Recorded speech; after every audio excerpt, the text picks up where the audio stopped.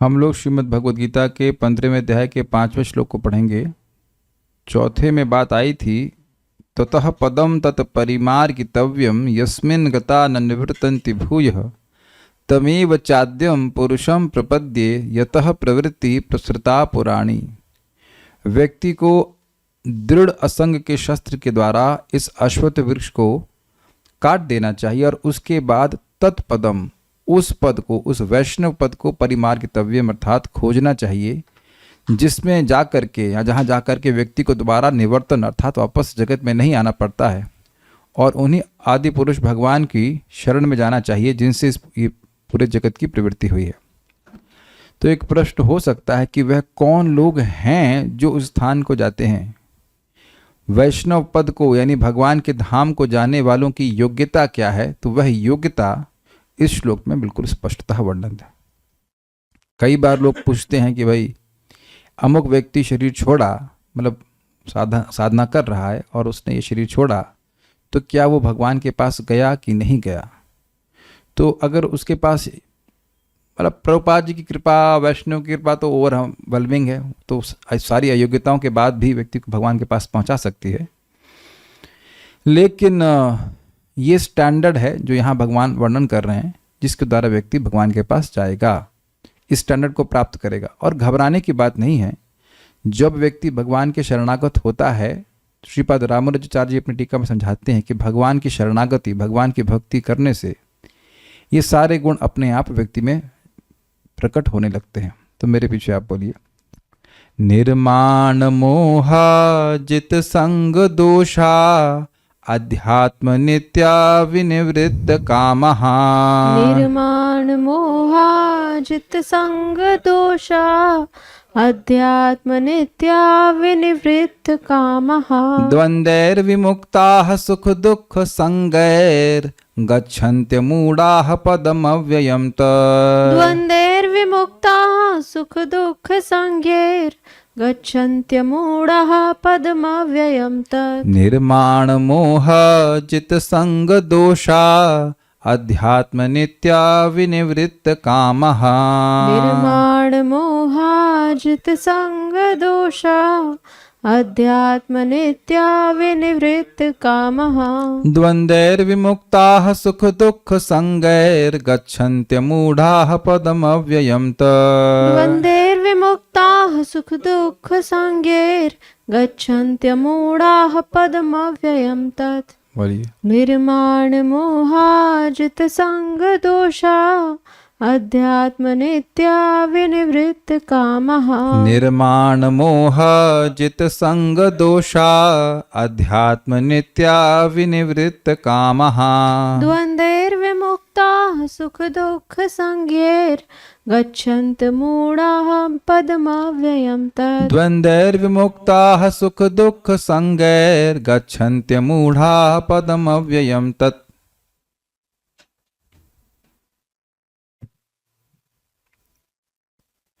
जो झूठी प्रतिष्ठा, मोह तथा कुसंगति से मुक्त हैं, जो शाश्वत तत्व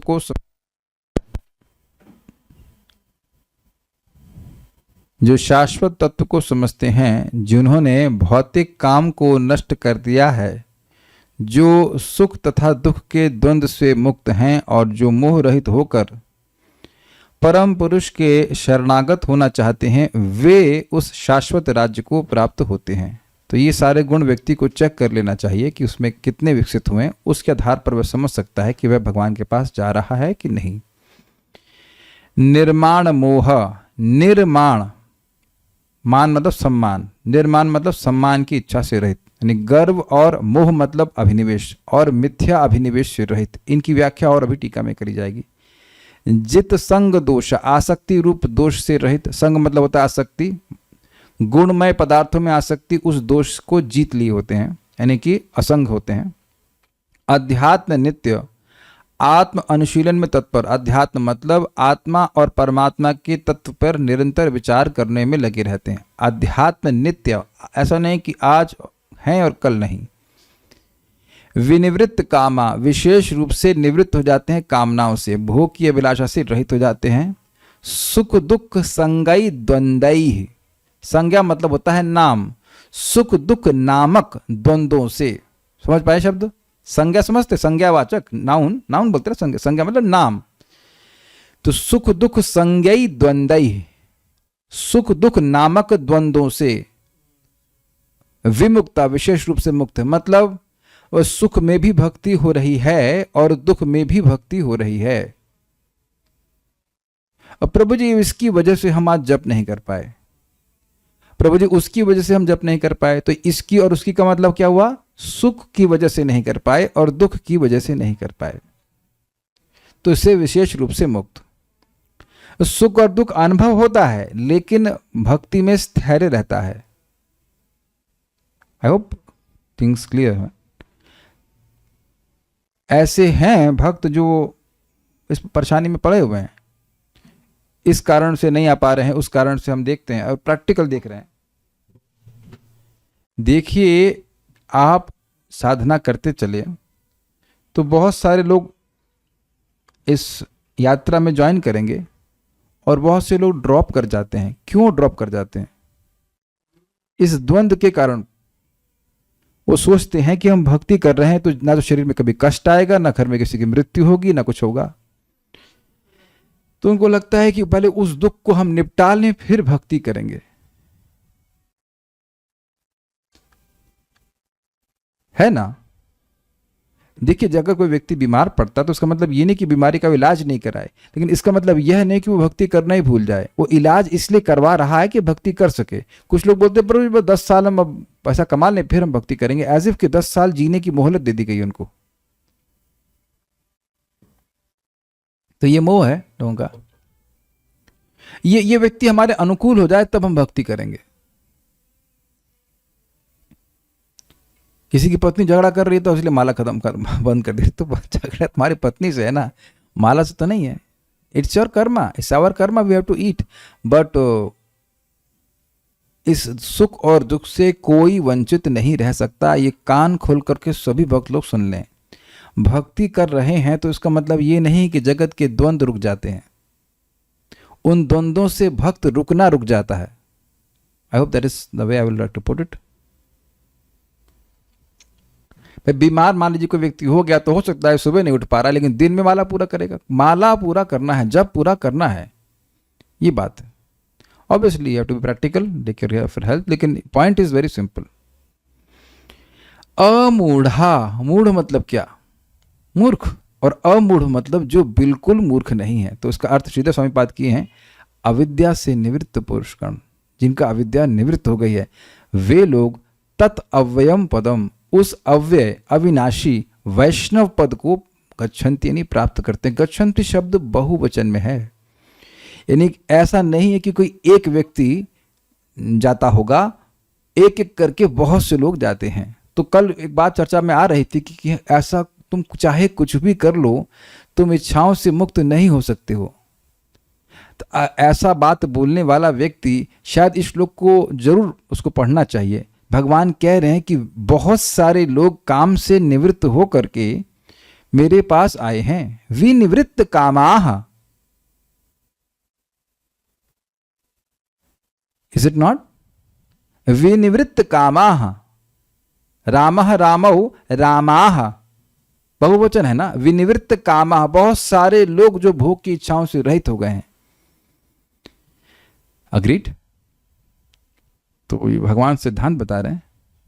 निर्माण मोह, जो सम्मान, जो यानी व्यर्थ के झूठी गर्व और मोह से मुक्त हैं, आसक्ति से रहित हैं, निजित संग दोषा, अध्यात्म नित्य, आत्मा और परमात्मा के तत्व पर नित्य विचार करते रहते हैं, इसलिए विनिवृत्त कामा, इसलिए काम से विशेष रूप से निवृत्त हैं। कामना तभी उत्पन्न होती है जब व्यक्ति अपने देह में आसक्त होता है। देह में आसक्त नहीं होगा तो कामना उत्पन्न नहीं हो सकती है। और कामनाओं से निवृत्त है, इसलिए द्वंद्वैर विमुक्ता, सुख दुख संगैर। भाई द्वंद्व अनुभव किए जाते हैं शरीर में मन के द्वारा, तो इस भावना से जब अपनी इंद्रिय तृप्ति की भावना ही समाप्त हो गई है तो सुख दुख कैसे प्रभावित कर सकते हैं? नहीं प्रभावित कर सकते हैं। गच्छन्ति अमूढ़ा पदम अव्ययम तत्, ऐसे अत्यंत बुद्धिमान लोग जो कि अविद्या से रहित हैं। देखिए, अविद्या का एक दूसरा अर्थ है अज्ञान। तो जो अच्छा, अज्ञान का विपरीत क्या हुआ? ज्ञान। तो अमूढ़ का विपरीत क्या हुआ? मूढ़। तो मूढ़ मतलब अज्ञानी और अमूढ़ मतलब ज्ञानी। ज्ञानी मतलब जो अविद्या से जिसकी अविद्या निवृत्त हो गई। समझ में आ गया ना? अमूढ़ का मतलब अविद्या से निवृत्त कैसे होगा? ऐसे लोग पदम अव्ययम, अव्यय पद, यहां पद का अर्थ हुआ वैष्णव पद अर्थात वैकुंठ की प्राप्ति करते। तत्पदम, तत्पदम की व्याख्या भी यहां पे और क्लियर हो रही है, मतलब कि उस पद को जाते हैं, अव्यय पद को जाते हैं, अविनाशी पद को जाते हैं। अगर कहीं मन में प्रश्न आ रहा हो कि ये गुण कैसे डेवलप होंगे? भक्ति के द्वारा। निर्गुण, ये एक ऐसे व्यक्ति का वर्णन है जो निर्गुण अवस्था में है। तो निर्गुण अवस्था कैसे प्राप्त करता है? आप 14वें अध्याय में बिल्कुल स्पष्ट समझ चुके हैं कि जिस गुण का संग करेंगे उसका आधिक्य हमारे चित्त में होता जाएगा। उसी प्रकार से निर्गुण वस्तु का सेवन करते जाएंगे तो निर्गुणता के गुण, दिव्यता के गुण स्वतः प्रकाशित होते जाएंगे। गीताभूषण टीका। भगवान की शरण में जाने वाले किस प्रकार के लोग इस स्थान को प्राप्त करते हैं? मतलब शरण में बहुत से लोग जाते हैं, लेकिन भगवान के चरणों की प्राप्ति किसको होती है? ऐसे तो नहीं कहूंगा क्योंकि सभी लोग शरण में नहीं जाते, लेकिन जो लोग शरण में जाते हैं उनमें से कौन लोग हैं जो भगवान के पास जाते हैं, ऐसे पुट करना चाहिए।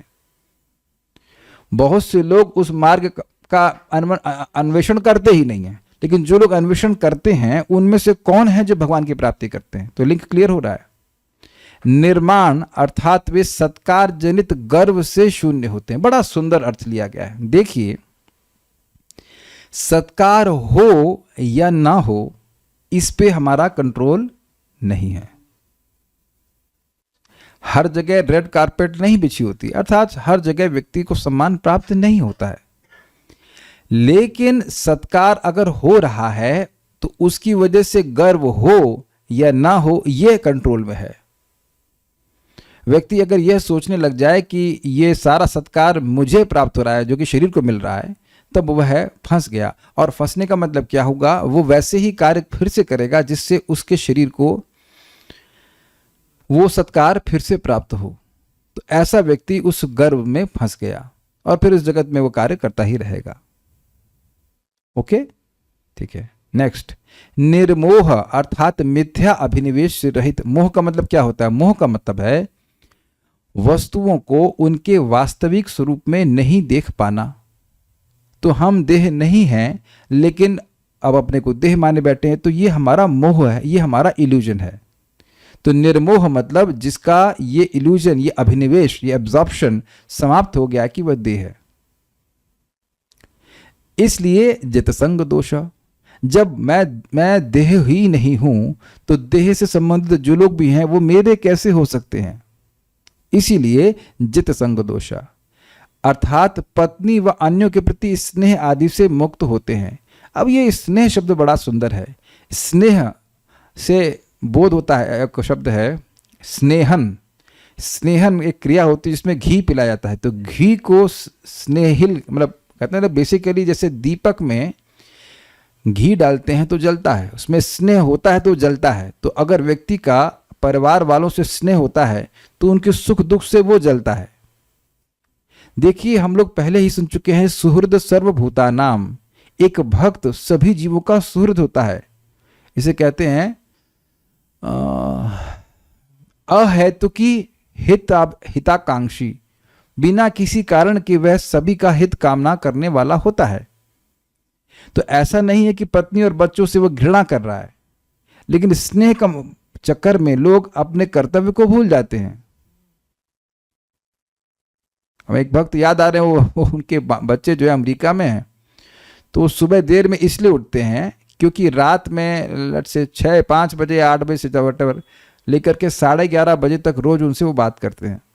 तो ये स्नेह है ना, ये स्नेह ही है ना कि व्यक्ति रोज रात में उनसे बात कर रहा है और सुबह अपना ब्रह्म मुहूर्त को सैक्रिफाइस कर रहा है।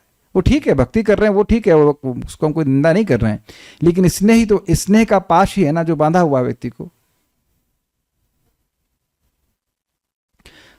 ठीक है। अध्यात्म नित्य, अध्यात्म नित्याह, नित्याह मतलब अगेन बहुवचन। अर्थात नित्य ही अपनी आत्मा और परमात्मा पर विमर्शन करते हैं। इसका मतलब क्या है? विमर्शन मतलब होता है विचार। मैं कौन हूं, भगवान कौन हैं, मुझे उनको किस प्रकार से प्रसन्न करना चाहिए, ये विमर्शन जिसका नित्य बना रहता है वह अध्यात्म नित्या कहलाता है। स्वाभाविक सी बात है कि सारे गुण एकदम से हम लोग नहीं अर्जित कर सकते हैं, लेकिन कुछ कुछ याद रखना चाहिए और कुछ कुछ तो आ ही रहे हैं। अगर नहीं आ रहे होते तो यहाँ गीता पढ़ ही क्यों रहे होते? तो कम से कम गीता पढ़ते समय, भागवतम पढ़ते समय इन सब बातों को आप विचार करते हो कि मैं कौन हूँ, भगवान कौन है, मुझे उन्हें कैसे प्रसन्न करना चाहिए। अब ये करते करते व्यक्ति को जब ये अवस्था नित्य प्राप्त हो जाए, मतलब निरंतर उसी में लगा रहे, अब भौतिक अनुसंधान हो ही नहीं, तो उसको कहेंगे अध्यात्म नित्या। ठीक। और भौतिक इच्छाओं से मुक्त रहते हैं, यानी विनिवृत्त काम। काम का अर्थ आप जानते हैं, अपने इंद्रियों को तृप्ति करने की इच्छा को काम कहते हैं, तो उससे विशेष रूप से मुक्त रहते हैं। द्वंद्वैर विमुक्ताः, अर्थात गर्मी सर्दी आदि द्वंद्वों को वे सहते हैं जो सुख आदि के कारण स्वरूप होते हैं। समझे? गर्मी से सुख मिलता है या दुख मिलता है, डिपेंड कि आपकी बॉडी की प्रकृति क्या है। कुछ लोगों को गर्मी अच्छी लगती है, कुछ लोगों को सर्दी अच्छी लगती है। तो कुछ लोग पित्त प्रकृति के होंगे, उनको जाड़ा अच्छा लगता है, बड़ा अच्छा मौसम आ गया। जो लोग कफ प्रकृति के होंगे उनको गर्मी अच्छी लगेगी। तो ये तो रिलेटिव हो गया ना, ये एब्सोल्यूट तो नहीं है। तो ये गर्मी सर्दी और लाभ हानि, मान सम्मान, ये सब चलता ही रहेगा, ये द्वंद्व होते ही हैं। ऐसा तो नहीं कि अगर आपको जाड़ा अच्छा लग रहा है तो जाड़ा ही चलता रहेगा, या गर्मी अच्छी लगी तो गर्मी चलती रहेगी। तो दोनों को सहन करना पड़ता है, ये कहते हैं। सुख को भी सहन करना होता है, और कभी कभी सुख को सहन करना ज़्यादा मुश्किल होता है, क्योंकि सुख बिविल्डरिंग हो जाता है। उसमें व्यक्ति इतना सोचने लगता है कि अब तो मैं खूब एंजॉय करूंगा यहाँ पे। अमूढ़ा, अर्थात भगवान की शरण में जाने की विधि को वे जानने वाले होते हैं। ये अर्थ मुझे बहुत अच्छा लगा था।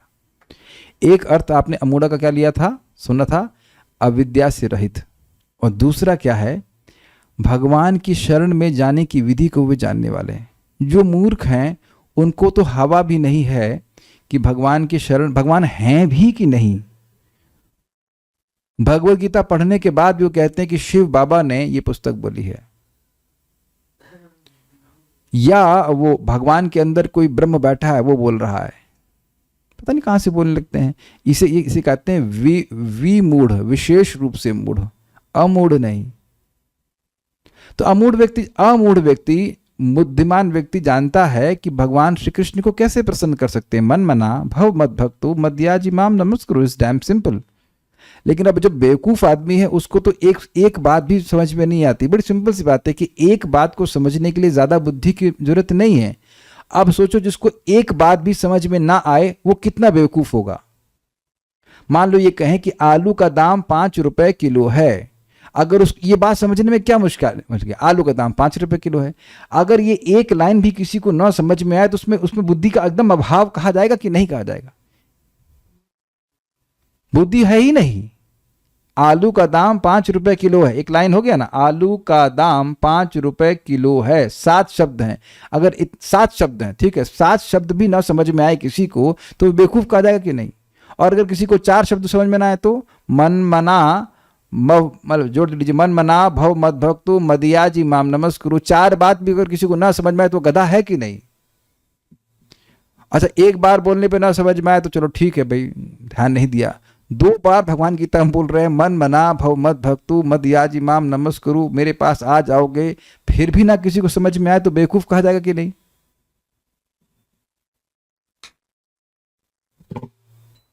और व्यक्ति ये सोचता है इतना आसान कैसे हो सकता है, तो मुश्किल करें। कह दें कि भाई जो लोग अब 6 घंटा शीर्षासन में खड़े रहते हैं वो मेरे पास आएंगे, करेंगे।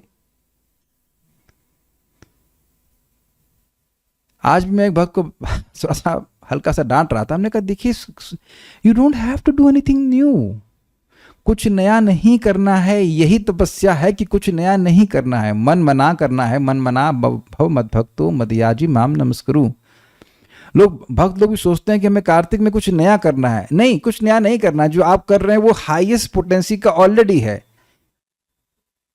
तार मध्य सर्वश्रेष्ठ नाम संकीर्तन, सर्वश्रेष्ठ साधना है नामोच्चारण। अब उससे हाईएस्ट आप क्या करेंगे कार्तिक में?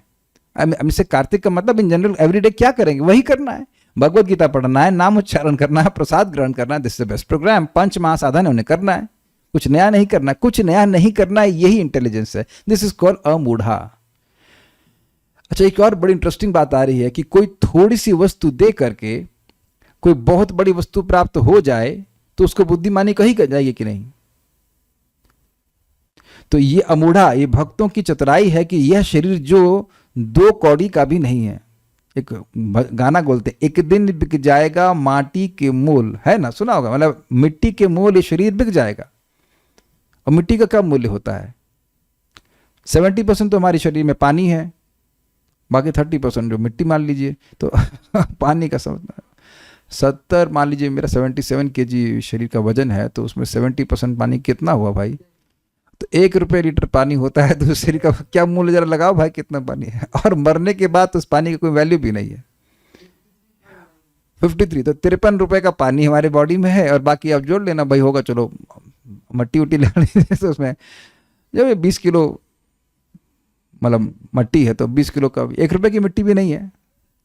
100 रुपये की भी वैल्यू शरीर की नहीं है, लेकिन इस शरीर से भजन करके व्यक्ति भगवान की प्राप्ति करता है, जो कि सीमित है। तो इसलिए अमूढ़ बुद्धिमान है, कृष्ण से भजे से बड़ा चतुर।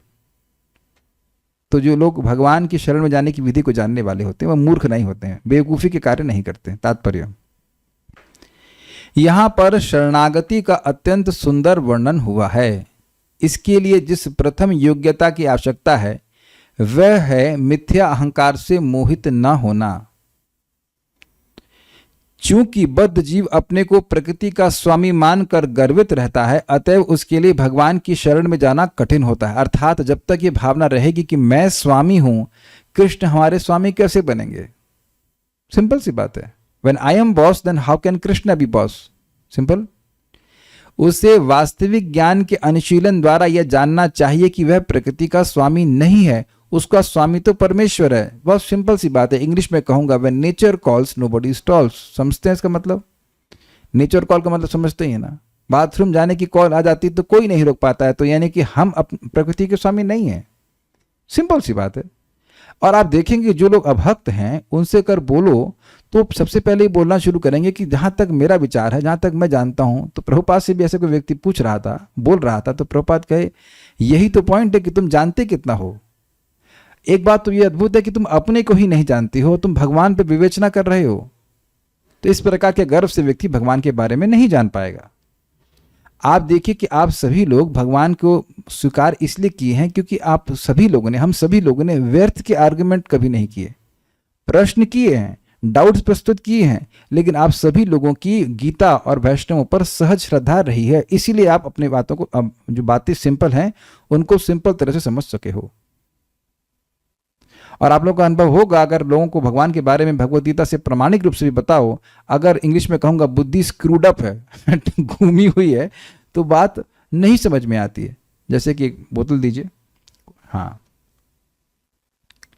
अब जैसे मान लीजिए बोतल है, स्क्रूड अप एग्जाम्पल दे रहा हूँ, तो इसमें पानी डालना कितना ईजी है ना चलिए पानी डाल दीजिए। लेकिन अब अगर इसकी ये जो मुंह है वो टेढ़ा है, तब पानी डालना बहुत मुश्किल है, बहुत सिंपल कार्य भी बहुत मुश्किल हो जाता है। तो उसी प्रकार से जो व्यक्ति की बुद्धि थोड़ी नहीं काफ़ी स्क्रूड अप हो जाती है, उनको भगवान की सीधी सीधी बात भी समझ में नहीं आती है। शिव बाबा को ले आएंगे, उस बाबा को ले आएंगे, उस कुमारी को लेके आ जाएंगे, लेकिन भगवान कृष्ण को नहीं लाना चाहते। And they are not satisfied, अपने जीवन में संतुष्ट भी नहीं हो सकते हैं। मैं जानता हूं ये भावना बाहर निकालनी होगी। जब मनुष्य अहंकार से उत्पन्न मोह से मुक्त हो जाता है, तभी शरणागति की प्रक्रिया प्रारंभ हो सकती है। ये समझे, ये बड़ी इंटरेस्टिंग है। अहंकार से उत्पन्न मोह मतलब अहंकार क्या? मैं देह हूं। तो जब ये देह की भावना है कि मैं देह हूं, तब ये मोह भी उत्पन्न होता रहेगा कि देह से संबंधित जो पदार्थ हैं उनका भोक्ता मैं हूं, उनका स्वामी मैं हूं, तो उनको मैं कृष्ण को क्यों समर्पित करूंगा। इसीलिए प्रभुपाद कह रहे हैं कि व्यक्ति शरणागति की प्रक्रिया स्वीकार ही तब कर पाएगा जब वो अपने संबंध को भगवान से समझेगा कि सारी वस्तुएं भगवान की हैं, भगवान को मुझे समर्पित करनी है। जो व्यक्ति इस संसार में सदैव सम्मान की आशा रखता है, उसके लिए भगवान के शरणागत होना कठिन है। हमको ये लाइन बहुत अच्छी लगती है, बहुत ज़्यादा अच्छी लगती है। कभी देखना कि जो लोग इस जगत में महान बनने के चक्कर में पड़ गए, उनको जप उनसे होता ही नहीं है, उनसे जप होना बड़ा मुश्किल हो जाता है। हमको ये बनना है, हमको वो बनना है। देखिए बात बड़ी सुंदर, भूरिजन प्रभु कहते हैं, श्रील प्रभुपाद जी के शिष्य, कि जो लोग, जिन लोगों के बीच आप प्रसिद्ध होना चाहते हैं, उनको भी कोई याद नहीं रखेगा 100 साल के बाद। People who will remember us won't be remembered after 70 years. तो किस सम्मान की बात आप करते हो? दूसरा भक्त कहे, देखो मर के और देखना कि 2 महीने में लोग कैसे तुमको भूल जाते हैं। और तीसरी बात यह है कि सम्मान प्राप्त करके, झूठा सम्मान है, मिलके आज तक कभी कोई खुशी हुई है? नहीं। तो देखिए उन लोगों का बड़ा भाग्य है जो पब्लिक फिगर नहीं है, because no one cares about them anyhow. तो उनके लिए ऑब्स्टेकल कभी आना ही नहीं है कि जगत में सम्मान मिल रहा है। I hope I am able to communicate what I am trying to say. Just like for example housewife, घर में कोई माता जी हैं, तो अब उनको कौन जानता है? पति जानता है, बच्चे जानते हैं, बस फिनिश। तो उन्हें कभी टेंशन ही नहीं होगी कि हमें जगत में कोई जान नहीं रहा है। Can you see the advantage भगवत धाम वापस जाने का? Chant Hare Krishna, go back to Krishna. Krishna जान रहे हैं। बड़ी सुंदर बात भगवान महाराज कह रहे थे, परम पूज्य सच्चिदानंद महाराज कह रहे थे कि देखिए, when you chant you should be aware that somebody is hearing you. Krishna, जब आप जप करते हैं तो आपको इस अवेयरनेस में रहना चाहिए कि some ears are hearing you. ये ऐसे बोले, कुछ कान हैं जो आपके हरे कृष्णा कृष्ण कृष्ण हरे हरे, हरे राम राम राम हरे हरे, इसको सुन रहे हैं। कुछ आंखें हैं जो देख रही हैं कि आप जप कर रहे हैं। कितना सुंदर बात है। तो क्या इस प्रकार की अवेयरनेस उस व्यक्ति की होगी जो दुनिया की आंखों को और दुनिया की कानों को सुनाना और दुनिया के कानों को और दुनिया की आंखों को सुनाना और दिखाना चाहता हो? वो कभी सोच ही नहीं पाएगा कि कृष्ण देख रहे हैं, कृष्ण सुन रहे हैं। भक्तों में भी देखा गया है कि भाई भक्ति करना शुरू किए, अब लालसा आ गई कि हम जगत के महान व्यक्ति बने। बस अब उस महान व्यक्ति बनने के चक्कर में इतना उलझ जाते हैं कि व्यक्ति भक्ति को भूल ही जाता है। You can switch it on if you want to have it on, it's not a problem. तो पॉइंट क्या है, इस जगत में व्यक्ति को किस तरह से रहने के लिए कहा गया है? उसका शरीर स्वस्थ रहे, उसके लिए जो भी उसको भौतिक संसाधन की आवश्यकता है वो रखने चाहिए, वो रखने पड़ते भी हैं। लेकिन जगत में कोई महान बनने की आशा ये एकदम मूर्खतापूर्ण है। वैसे भी शरीर में है ही क्या जो सम्मान, शरीर में ऐसा है क्या जो सम्माननीय है? मल मूत्र खून खखार जो कुछ है, इसमें सम्माननीय क्या है? तो इसके लिए अगर सम्मान की कोई अपेक्षा कर रहा है तो वो मूर्ख हुआ कि नहीं? और देखिए अगर ऐसी इच्छा आ गई तो उसके अनुसार कार्य भी करना पड़ेगा, और जब ऐसे कार्य करने पड़ेंगे तो भक्ति से व्यक्ति अलग हो जाएगा। सारी इक्वेशन बिल्कुल इस क्वेश्चन से एकदम क्लियर हुई होंगी। Just remain simple humble. अब एक प्रश्न कोई व्यक्ति कर सकता है, तो अब आप ये YouTube पे काहे को प्रवचन दे रहे हैं? तो देखिए इस प्रवचन से मेरी कीर्ति नहीं फैल रही है, भगवान की बात बोली जा रही, क्योंकि भगवान कहते हैं कि भगवान के यश का प्रचार होना चाहिए, उससे वो प्रसन्न होते हैं, तो उसलिए भक्त लोग बोलते हैं। मुझे तो पता ही नहीं कि मैं कौन हूं एट लीस्ट नाउ, तो मैं अपने बारे में तो कुछ नहीं बोल रहा हूं ना।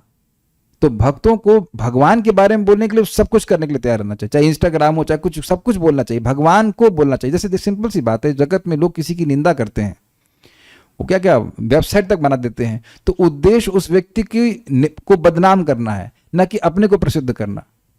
I hope it is very clear. लेकिन क्योंकि वह बदनाम कर रहे हैं लोगों को, तो इसलिए खुद भी वह प्रसिद्ध हो जाते हैं। That's a different thing. So devotees have this understanding. Krishna का यश बताना ही तो भक्त के अस्तित्व का कारण है इस जगत में। Otherwise why should he keep his life? What is the point? अहंकार तो मोह के कारण होता है, क्योंकि यद्यपि मनुष्य यहां आता है, कुछ काल तक रहता है और फिर चला जाता है, तो भी मूर्खतावश वह समझ बैठता है कि वही इस संसार का स्वामी है। जैसे जगत में देखा जाता है कि कुत्ता भी कुछ एक क्षेत्र में घेरा बनाने के लिए बाथरूम कर देता है और सोचता है कि मालिक मैं वहां का हूं, और उसका भौंकना शुरू कर देता है, और इतने में कोई डंडा लेकर के आता है तो भगा दिया जाता है उनको उस क्षेत्र से, है कि नहीं? इस जगत में देखा ही जा रहा है कि लोग बहुत बलबलाते हैं, बलबलाना समझते हैं, बला बला बला, मैं ये कर दूंगा वो कर दूंगा, इतने में पता मालूम चला अच्छा वो मर गए वो हम ये कर देंगे वो कर देंगे, बम मार देंगे वो कर देंगे, इतने पता लगा क्रैश हुआ हवाई जहाज और मर गए। अब वो कहाँ गए कुछ पता ही नहीं। इसी को कहते हैं मिथ्यांकार। इस तरह वह एक, हाँ इस बात पे याद आता है, भागवतम में 12वें स्कंद में पृथ्वी गीत है, भूमि गीत, उसमें भूमि जी पृथ्वी देवी कहती हैं कि बहुत से राजा आए और बहुत से राजा गए। जब वो आए और मुझ पर आधिपत्य जमाए हुए थे तो कहते थे कि मैं उनकी हूँ, दूसरा राजा कहता है कि नहीं मैं उसकी हूँ, तो दोनों मर के चले गए, मैं तो वही हूँ तो सोच गए। ऐसे हम कहीं जा रहे थे प्रचार के लिए, तो ड्राइवर बता रहा था कि देखो ये जमीन है, दो भाई 1 फीट के लिए लड़े, दोनों मर गए दोनों गोली मार कर मर गए और जमीन वहीं की वहीं है। तो इसी को प्रभुपाद समझा रहे हैं, ये बेवकूफ़ी है मुक्ति। बिल्कुल व्यक्ति को कैसे रहना चाहिए, जैसे ट्रेन में व्यक्ति रहता है, वो जान रहा है कि ये घंटे का सफ़र है, 4 घंटे 10 घंटे या 40 घंटे का भी, उसके बाद मुझे इस ट्रेन छोड़नी है। लेकिन मैं इस बात को एकदम क्लियर कर रहा हूँ और फिर रिपीट कर रहा हूँ कि भक्त लोग अपने स्वास्थ्य का ध्यान ज़्यादा अच्छे से रखते हैं, because they see the body as an instrument to serve Krishna. वह इस यंत्र को भगवान की सेवा के निमित्त समझते हैं, इसलिए ध्यान रखते हैं। अग्रीड? जो लोग अपने को देह मानते हैं वो देह का ध्यान नहीं रखते हैं, लेकिन जो अपने को देह नहीं मानते हैं वो देह का ध्यान रखते हैं ताकि उस देह से भगवान की सेवा कर सकें। अभी हम देख रहे हैं क्लास में एक आध दोनों को नींद आ रही है, तो अगर मान लीजिए नींद आ रही है तो आप समझ रहे हैं कि जो चीज़ वह पहले से ही मुश्किल है वो और मुश्किल नहीं हो जाएगी समझने में। नहीं प्रभु जी, हमारा अवचेतन मन इसको पकड़ रहा है तो ठीक है, अवचेतन मन से पकड़िए अलग बात है, लेकिन this is very simple, it's very simple. ये शरणागति का लक्षण नहीं है। प्रभुपाद जी 1.5 घंटा मसाज करवाते थे अपना प्रतिदिन to keep his body fit. Anyways, will go forward. इस तरह वह सारी परिस्थिति को जटिल बना देता है और सदैव कष्ट उठाता रहता है। किस तरह से? जिस चीज के तुम स्वामी हो नहीं उसको उस पर स्वामित्व जताओगे तो कॉम्प्लेक्स हो जाएगा ना। और अमेजिंग बात है कि सोचिए,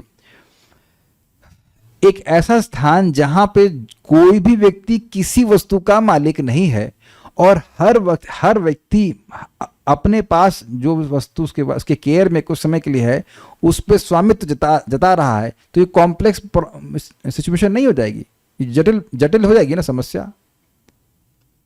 जैसे यहाँ पे आप लोग आते हो तो अब मान लीजिए महावीर प्रभु कहें ये माइक मेरा है और सुंदरा माता जी कहें नहीं ये कैमरा मेरा है और क्या नाम है आपका कल्याण प्रभु कहें नहीं ये टेबल मेरी है, वेदवानी कह रहे हैं ये नहीं लैपटॉप मेरा है, मैं कहूँ मैं किसका हूँ, मैं क्या करूँ, चदरा मेरा। तो अब सब लोग बाटी चालू हो जाएंगे, ये मेरा लेके जाओ, आप माइक लेके चले गए, मैं ये लैपटॉप लेके चली गई, आप टेबल लेके चले गए, आप कैमरा लेके चले गए और एक वक्त कह रहे मृदंग मेरा है, उधर से जूम से भी हल्ला चालू, कोर्ट केस। अब कोर्ट केस ही होता ना, क्लास का हो गया बताइए, समझ में आ गया ना कितना वेस्ट करते हैं लोग कोर्ट केस में।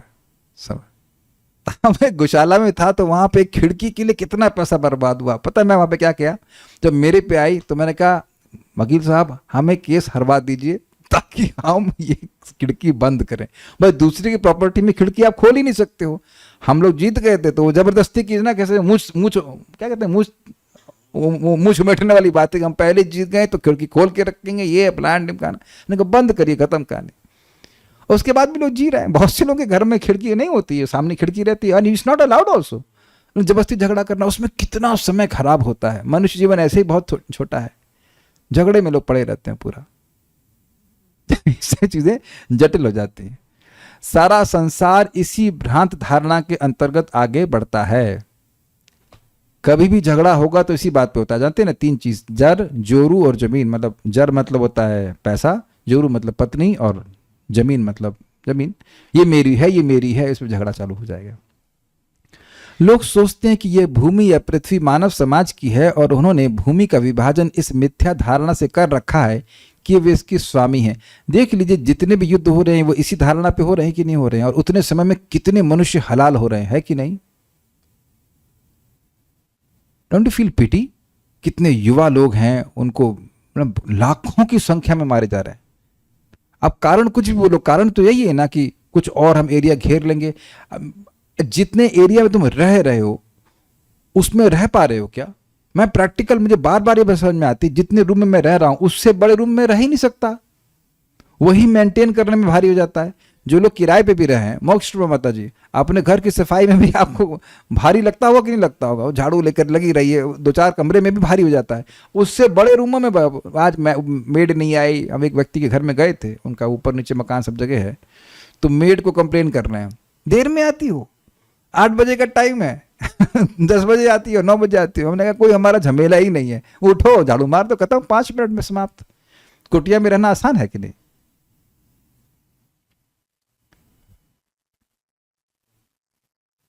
तो व्यक्ति अपने वास्तविक धन जो विद्या है, ज्ञान है, उसको बढ़ाने में लग पाएगा।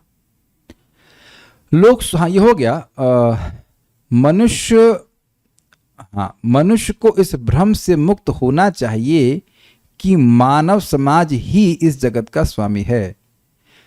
जब मनुष्य इस प्रकार की भ्रांत धारणा से मुक्त हो जाता है तो वह पारिवारिक, सामाजिक तथा राष्ट्रीय स्नेह से उत्पन्न कुसंगतियों से मुक्त हो जाता है। मतलब इस स्नेह से व्यक्ति, इस स्नेह के कारण बद्ध होकर व्यक्ति इनके लिए कार्य करता है। अब जब भगवान से स्नेह होता है तो भगवान के लिए कार्य करता है, भगवान को केंद्र में रखकर इन सब के प्रति सेवा करता है। सिंपल सी बात है। ये त्रुटिपूर्ण संगतियां ही उसे संसार से बांधने वाली हैं। मैं भारत का हूं, मैं भारत के लिए बलिदान दूंगा, इस परिवार का हूं तो परिवार के लिए बलिदान दूंगा, इत्यादि इत्यादि, ये कंसेप्शंस हैं। इस अवस्था के बाद उसे आध्यात्मिक ज्ञान विकसित करना होता है। अर्थात जब वो समझे कि मैं इनमें से किसी का नहीं हूं, उसके बाद उसे आध्यात्मिक ज्ञान विकसित करना होता है। अध्यात्म नित्या, उसे ऐसे ज्ञान का अनुशीलन करना होता है कि वास्तव में उसका क्या है और क्या नहीं है। हमें तो यह भी नहीं पता कि हम हैं कौन। जब हमको ये नहीं पता है कि हम हैं कौन, तो ये क्लेम करना कि वस्तुएं मेरी हैं, ये तो और बड़ा ज्ञान हुआ ना।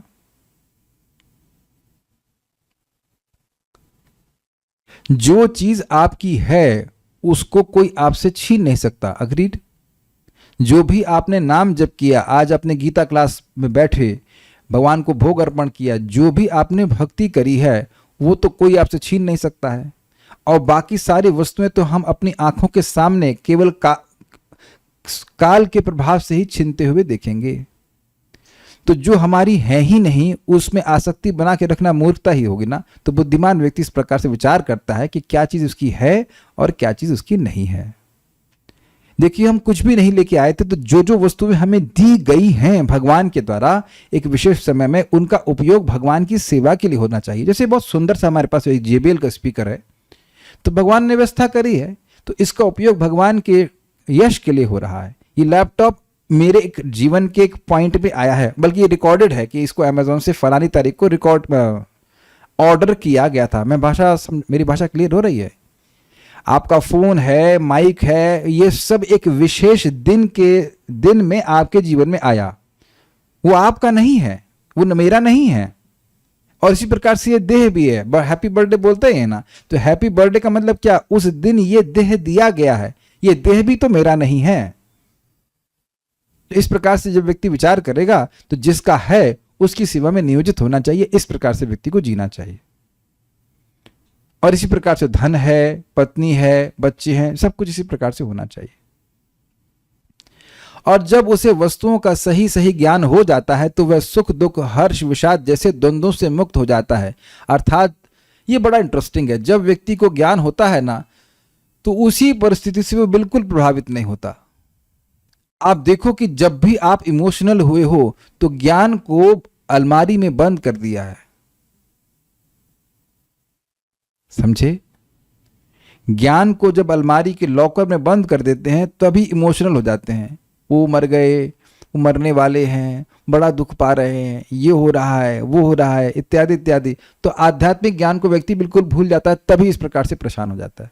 और इस प्रकार के शोक से कुछ होता भी तो नहीं है। मान लो कोई व्यक्ति मर गया तो आप रो के आप क्या उसे जिंदा कर देंगे? कभी कभी देखा जाता है कि कोई किसी घर में व्यक्ति रगड़ रहा है मरने, मतलब एकदम हालत इसकी खराब है, फिर भी उसको लोग बचाते रहते हैं।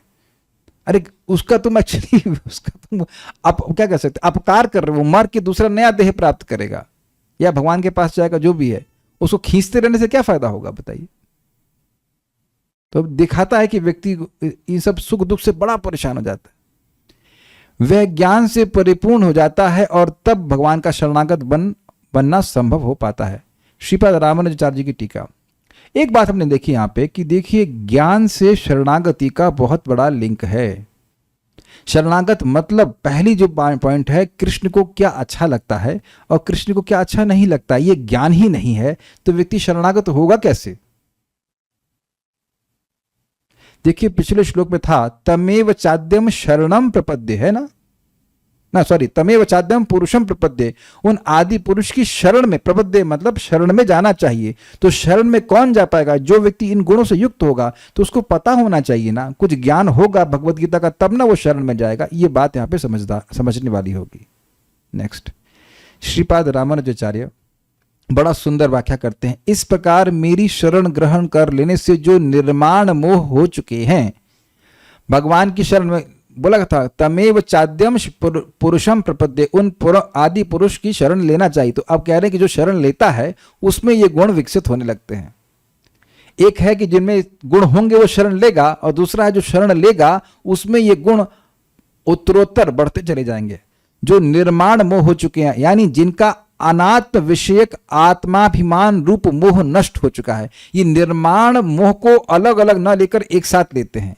निर्माण मतलब अनात्म विषयक आत्माभिमान, निर्माण मतलब अनात्म विषयक नहीं, सॉरी, मान का मतलब है अनात्म विषयक आत्माभिमान। जो आत्मा नहीं है उसमें आत्माभिमान करना, ऐसा जो मोह है वह नष्ट हो चुका है। निर्माण मोह किस प्रकार से व्याख्या करते हैं, कुछ समझ पाए ये बात? ये इल्यूजन, जो चीज आत्मा है ही नहीं उसमें आत्माभिमान करना, ये मोह है। ऐसा मोह जिनका नष्ट हो चुका है, निर्माण मोह। जो जित संग दोष हैं, यानी जिन्होंने गुणमय भोगों में आसक्ति रूप दोष को जीत लिया है, समझे? सतगुण, रजगुण, तमगुण से उत्पन्न सारे जो पदार्थ हैं, उनके भोगों में जो व्यक्ति आसक्त होगा वह उसका दोष है। तो उस दोष को जो पार कर चुके हैं, कैसे पार करते हैं? सारी वस्तुओं को भगवान के संबंध में देखकर भगवान की सेवा में नियोजित करते हैं। चाहे वो फोन हो, चाहे वो एप्पल हो। Phone is kind of passionate thing, और जो एप्पल है वो सत्वगुणी हो सकता है, लेकिन दोनों ही चीजों को भगवान की सेवा में नियोजित करने से व्यक्ति जित संग दोष हो जाता है। जो अध्यात्म नित्य है, अर्थात आत्म विषय ज्ञान का नाम अध्यात्म है। अतः जो आत्मा के ध्यान में संलग्न है, अर्थात जो नित्य ही भगवत गीता, भागवतम इत्यादि के ज्ञान में लगे रहते हैं, अनुशीलन करते हैं। आत्मज्ञान के अतिरिक्त जिनकी समस्त कामनाएं निवृत्त हो चुकी हैं, समझे? विनिवृत्त कामा मतलब जिनकी सारी इच्छाएं समाप्त हो गई हैं। लेकिन देखिए, इच्छा का जीरो होना असंभव है जीवात्मा के लिए। इसलिए कह रहे हैं कि आत्मज्ञान के अलावा, भगवान की भक्ति के अलावा जिसकी सारी इच्छाएं निवृत्त हो गई हैं, केवल भगवान की भक्ति करना चाहता है, और जो सुख दुख नामक द्वंद्वों से मुक्त हो चुके हैं, ये तो स्पष्ट है। ऐसे आत्मा और अनात्मा के स्वभाव को जानने वाले ज्ञानी, मतलब अमूढ़ा। अमूढ़ा मतलब जो मूर्ख नहीं है, जो अज्ञानी नहीं है, जो ज्ञानी है। तो कह रहे हैं आत्मा और अनात्मा, जो आत्मा नहीं है और जो आत्मा है, उसके स्वभाव को जानने वाले ज्ञानी उस अविनाशी पद को प्राप्त करते हैं, अर्थात अनअवच्छिन्न विभाग रहित एकमात्र ज्ञान स्वरूप आत्मा के यथार्थ स्वरूप को प्राप्त कर लेते हैं। देखिए, आत्मा को ऐसे काटा नहीं जा सकता है, आप पहले सुन चुके हो। शरीर को काटा जा सकता है, तो आत्मा का स्वरूप प्राप्त होने का मतलब है कि ऐसे आध्यात्मिक शरीर को प्राप्त कर लेना जिसके ऐसे विभाजन नहीं किए सकते। समझ में आ गया? ये बात बोल रहे हैं। अभिप्राय यह है कि मेरी शरण ग्रहण करने वालों की सिद्धि पर्यंत की ये समस्त प्रवृत्तियां मेरी कृपा से ही सुख साध्य हो जाती हैं। कहने का मतलब है कि ये सारे गुण व्यक्ति को भगवत धाम की प्राप्ति कराते हैं, और ये सब गुण उस व्यक्ति के कैरेक्टर में, चरित्र में अपने आप जागृत होने लगते हैं जो भगवान की भक्ति करता है। तो ये भी अच्छा एक एंगल उन्होंने दिया था। उम्मीद है कि आपको समझ में आया होगा। और क्या कहते हैं, ये श्लोक सुनकर ऐसा लगता है कि भगवान को प्राप्त करना बहुत डिफिकल्ट है, बहुत रेयर है। मुझे लग रहा था कि ये रिएक्शन आएगा, लेकिन ये रिएक्शन गलत है। जिस व्यक्ति ने ये प्रश्न किया है, क्या आप नेक्स्ट मिस यूनिवर्स बनना चाहती हैं? तो उत्तर बड़ा स्पष्ट है कि नहीं। क्या चाहती हो? 16 माला का जप करने को मिल जाए, हरे भगवान का प्रसाद मिल जाए, 2 टाइम कथा सुनने को मिल जाए, एटलीस्ट इतना तो मिल जाए। और माया में नहीं जाएं, भगवान की सेवा से हम दूर न जाएं। ये सभी भक्तों की इच्छा है ना, तो जबरदस्ती मुश्किल क्यों बना रहे हैं? देखिए, कोई किसी विषय को अगर हम पहले से ही मुश्किल बना देंगे तो वो मुश्किल ही लगेगा। आप एक एक पॉइंट को पकड़िए कि कौन सा मुश्किल लग रहा है। अब हम इसको एक डिस्कशन के रूप में देंगे। एक मिनट रुकिएगा। एक बात मैं और कहूँगा कि देखिए, यद्यपि ये सारी बातें यहाँ पे कही गई हैं, लेकिन आप भी जानते हैं कि किम तद ब्रह्म किम अध्यात्मम किम कर्म पुरुषोत्तमा। तो इसके आधि श्लोक इस प्रकार से बोलकर एक राक्षसी अचानक वैकुंठ की प्राप्ति भी कर ली थी।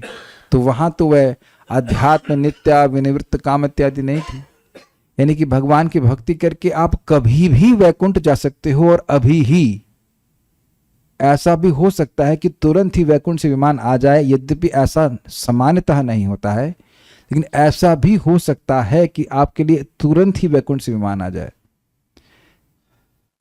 इसको आप खंडित नहीं कर सकते हैं, क्योंकि 8वें अध्याय में ऐसा हुआ है। समझिए मैं क्या कह रहा हूं। इट इज क्वाइट पॉसिबल कि इमीडिएटली भी भगवान के पास चले जाओ।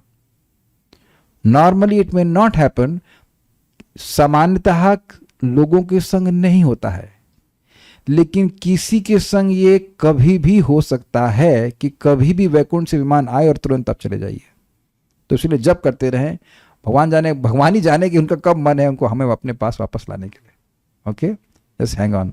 हरे Krishna. Thank you. Okay, you can unmute and I see what you find difficult. इनमें से कौन सा आपको मुश्किल लगता है? कोई हैंड रेस करना चाहेगा? कोई कुछ नहीं बोलना चाहता? सब लोग के लिए बहुत इजी है। निर्माण में क्या मुश्किल लग रहा है? लोग समझ में नहीं आया निर्माण का मतलब क्या होता है। सम्मान की इच्छा न करना। मुकुंद सेवी माता जी, आपको किससे सम्मान की इच्छा है? प्रधानमंत्री बनना चाहती हैं? पहले एक बार हरे कृष्णा बोलिए जरा, देखो आवाज आ रही कि नहीं। हरे कृष्णा। हाँ, we can hear you. Yes, तो बताइए कि कौन से सम्मान की इच्छा है आपको? जस्ट बोलिए कि अगर है इच्छा तो बताइए कि क्या, कहाँ, क्या इच्छा नहीं है। जित संग दोष कहते हैं। नहीं, पहले एक डिस्कस कर ले निर्माण। आप देख सकते हैं कि ऐसा नहीं कि हम प्रधानमंत्री बनना चाहते हैं या मुख्यमंत्री बनना चाहते हैं। ओहो, वर्षभानी माता जी बनना चाहती हैं, आप मुख्यमंत्री बनना चाहती हैं? नहीं, अच्छा, ये भी नहीं बनना चाहती तो कोई भाई, तो क्या कोई विशेष कोई प्रमोशन चाहता हो? ये भाई अब जीवन रोटी पानी। राधा रमन प्रभु मेरे ख्याल से वो जामनगर फैक्ट्री के आप बड़े बॉस बनना चाहते हैं? नहीं, उस पर कुछ कहना नहीं बनना चाहते। तो आप देख रहे हैं कि मरने के बाद हमारी कोई अर्थी उठाने के लिए भी रहे, इसकी भी अपेक्षा नहीं है। I mean practically speaking about my self. मुझे तो नारद जी का स्मरण आता है, वो शरीर छोड़े और भगवान के पार्षद का शरीर मिल गया। इस सड़ियल शरीर को उठाया नहीं उठाया, who cares, is it not? या क्या नाम है उनका, हजामिल भाई साहब, वो तो भगवान के पास पहुंच गए। व्हाट डज ही केयर कि किसी ने अर्थी दी? वहाँ लिखा है भागवत में कि उसमें बहुत सारे लोग उनकी अर्थी उठाने के लिए आए। नो बडी, नथिंग नाउ। वो गंगा जी में गए और उनको आध्यात्मिक शरीर प्राप्त हो, वो शरीर इसी में गंगा जी में बह गया, काम खत्म।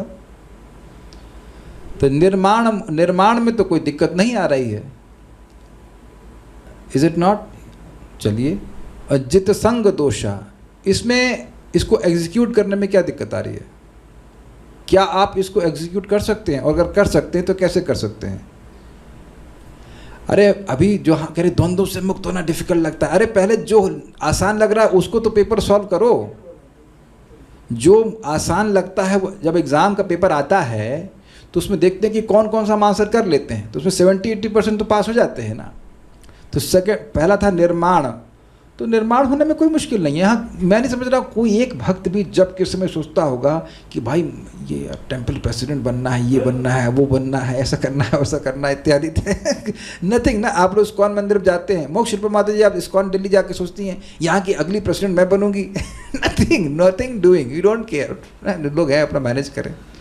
तो ये बिल्कुल जब करने से अपने आप ही आ जाता है। कभी ये फीलिंग आई है आप लोगों की कि आप बहुत इनसिग्निफिकेंट हैं? स्पेशली जब आप लाइक मंदिर के बहुत बड़े मेले में जाएं, कार्तिक में जाइए, हजारों लोग आते हैं, या ऐसे भी आप कहीं एयरपोर्ट पे या कहीं बड़े शहर में जाते हैं तो हजारों लाखों लोग दिखते हैं, तो स्वतः ये फीलिंग आती है ना कि कौन है हम, नॉट वेरी इंपॉर्टेंट। तो ये तो बिल्कुल सिंपल सी बात समझ आती है। जित संग दोष में क्या दिक्कत हो रही है? तुंग विद्या माता जी कुछ कहना चाहेंगे? She is really raising not raising her hands, but कुछ समझाओ, जित संग दोष का क्या मतलब है और क्या दिक्कत है?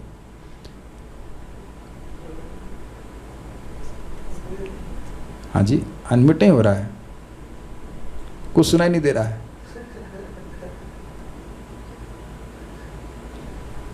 जित संग दोष में क्या दिक्कत है? अरे आपको तो हमने को होस्ट बना दिया, नहीं अनम्यूट कर पा रहे हैं, ठीक है। तो देखिए बहुत सिंपल है, वस्तु में कुछ रजोगुणी होंगी, कुछ तमोगुणी होंगी और कुछ सतोगुणी होंगी।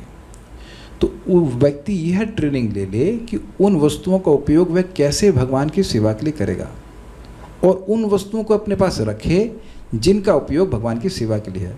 तो इस प्रकार से वो आसक्ति से रहित हो जाएगा। Is it not simple?